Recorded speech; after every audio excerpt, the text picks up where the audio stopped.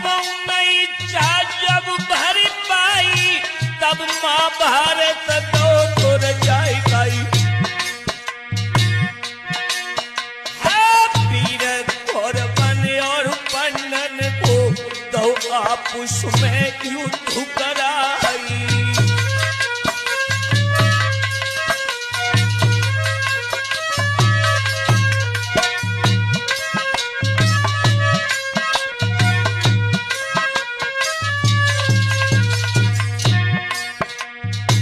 आदमी समस्त श्रोता बंधुओं, भारत भूखंड को पवित्र करने वाली हमारी माता और बहनाओं,